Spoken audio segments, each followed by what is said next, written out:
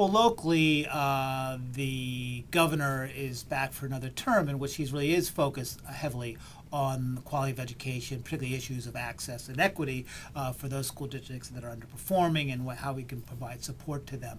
Unfortunately, in a low tax environment, the resources that schools need to really make changes will not become available. And certainly Boston is a primary example of an urban area in which there are high needs, but the needs are underfunded. So we're closing schools because we can't afford to keep them open, and we're not necessarily generating new programs. We're not able to implement the type of strategies that we need to really address those kids in our community who do not come to school prepared to learn and for whom we have to make radical changes.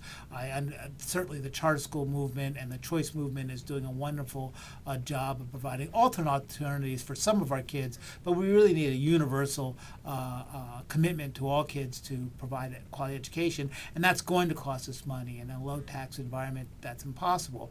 Unfortunately, it's a short-term decision because in order to recreate a booming economy, we have to create, as the President Obama has indicated, we have to create educated populace that can take on the 21st century skills, which can demand a higher level of skills than our current school system is able to provide on a universal basis. And that's going to cost us money. So a low tax environment, which is both local and national, is going to really interfere with our ability to make substantive changes in our educational practice.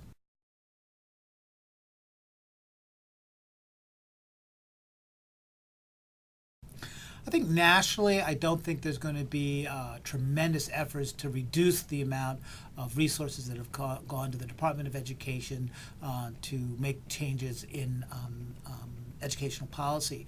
Unfortunately, those policies are maybe overly directed towards areas of growth, specifically charter schools, that are not necessarily going to make a universal impact on the quality of public education. There's certainly good exemplars for public education, but they won't be able to address our deep needs. Certainly schools of education are somewhat concerned in that the focus is more on what's happening in the local educational agencies, and we're worried there won't be enough support for the research we need to do to create and develop useful and strategies for educational innovation.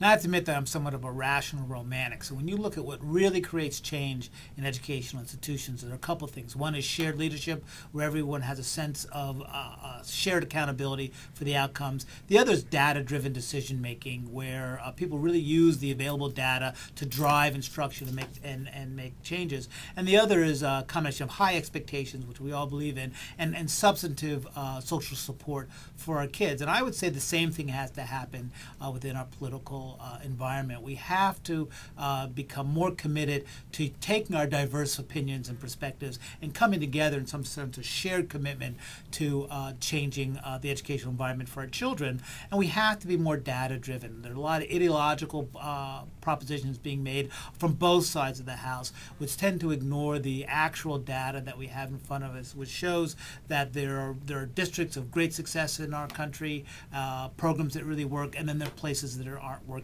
And the real question is how we use data to drive how we make decisions about sharing resources, how we use data to make decisions about how to fund programs. For example, the current administration is very eager to support charter schools and alternative certification, all of which have pockets of success, but the data really suggests that they're no more effective in the long run than students who come out of high quality traditional programs. So that's the type of conversation we need to have. And the other piece about it, I completely agree with the dialogue that we have to have high expectations for all our kids, but we also have to remember the support piece. And too often, one of the ways that we deny access to support systems is say, well, they don't have high expectations, so we're not going to support teachers in public schools or schools in high need area. And so I really think that we have to come together to realize that all these kids are Americans. We all need to support them. And I don't think that our current dialogue leads to that type of cooperative behavior